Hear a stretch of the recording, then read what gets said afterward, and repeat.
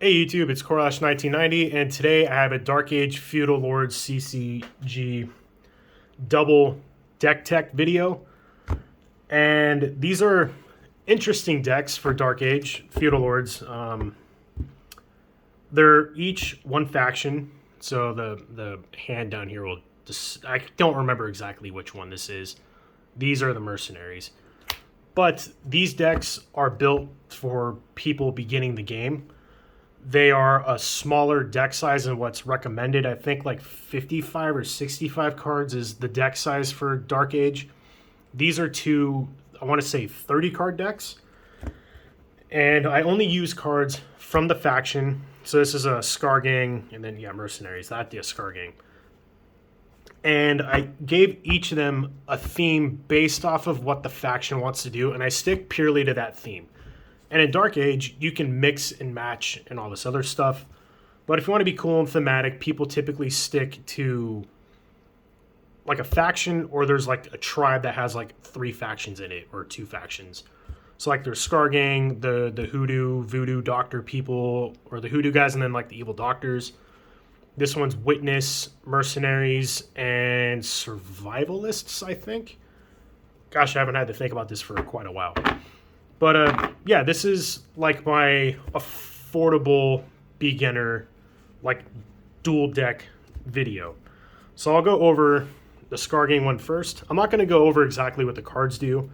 I'll go over the overall theme for the deck. Location doesn't really matter. I just picked one that's the Scar Gang.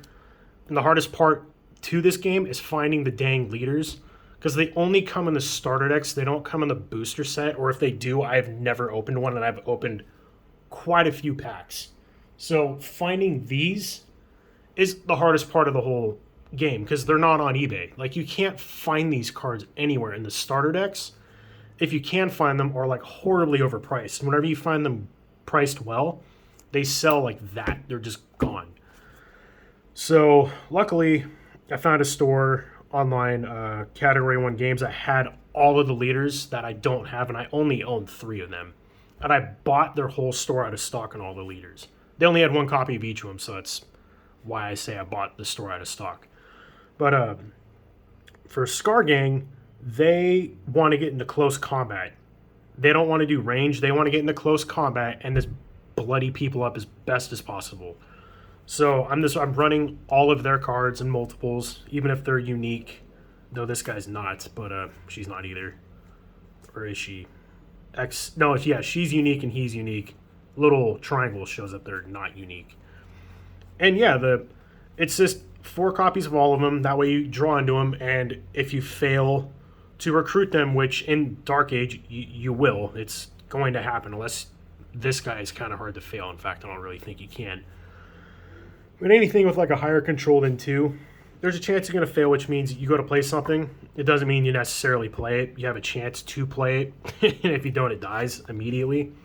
But all the other cards in here are cards that benefit close combat, or the defense stuff in close combat. So this, kind of this, for the instance, anything that deals with close combat, making it extend further, or getting additional attack for the first round and then not the second. And then I think every deck should run Inspiration. It lets you, whenever you roll your resource die and roll a 1, resource die is what you use to play stuff. This game is also very dice dependent. There is a huge luck factor to this game. Your resource is a random roll of a die, and the chance for you to play anything is the random roll of a die for the most part. So this card being able to mitigate some of that bad luck, yeah, I think every deck should absolutely play Inspiration. So this is the only card I will play in every deck, but the rest of them are all pretty different. I run 1 supply card and 1 victory card in each of these decks too, just to kind of give people a feel for every card in the game. I don't run bots, because bots are a rare type of card, and they're foil, and you get like 1 per booster box kind of a thing, so there's no guarantee you're going to get one anyway. But other than that, these decks also, yeah, like I said, they cover a wide variety of the game. I don't have like element stuff in here. Maybe one of my decks that I build will.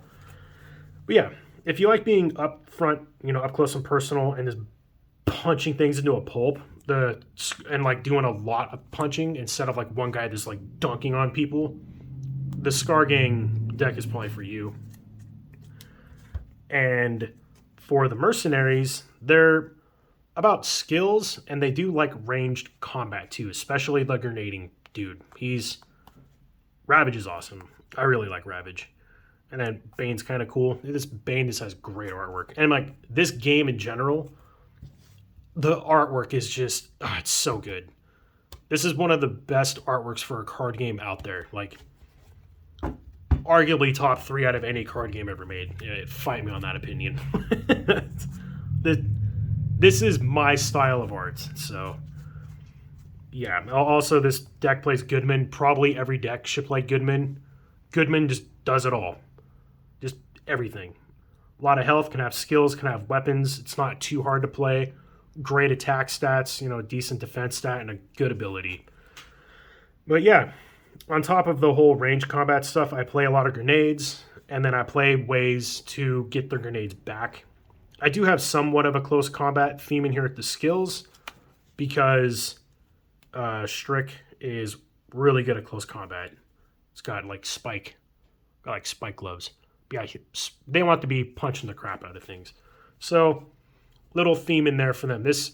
I'd probably consider this deck like a mid-range kind of a deck. You won't be having a lot of people out because the control values are really, really high on them for the most part. But yeah, you want to get grenades, chuck your grenades, get into the range combat, shoot people up, and then play cards to get your grenades back. And again, inspiration, and then 1 supply card, 1 victory card. It's the reason why I picked the 30 card deck list too isn't for affordability to make it cheaper.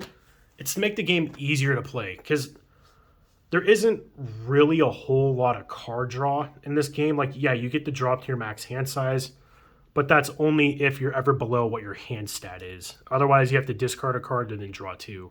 What is this one, like 5? So this one's pretty easy, but some of them, like the Witness deck, it's like 2. So having 30 cards means you get to see the important stuff sooner, you get to enjoy the game more. And I haven't really had a game where I deck out in a game. Someone's dead before you're decking out. Like, I like playing games where you get to see, 90% of your deck every single game. It makes it feel like you don't have a ton of wasted space. So that was this deck tech video. I didn't go into huge detail on what these cards do either, because I kind of did in another video with the other leaders for the other gangs or whatever, the factions. I will go into further detail about them, but I didn't want to be too repetitive on things that I've already covered on this channel.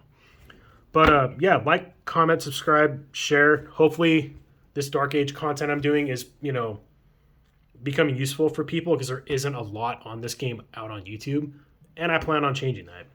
So anyway, thank you all for watching, and I'll catch you all next time.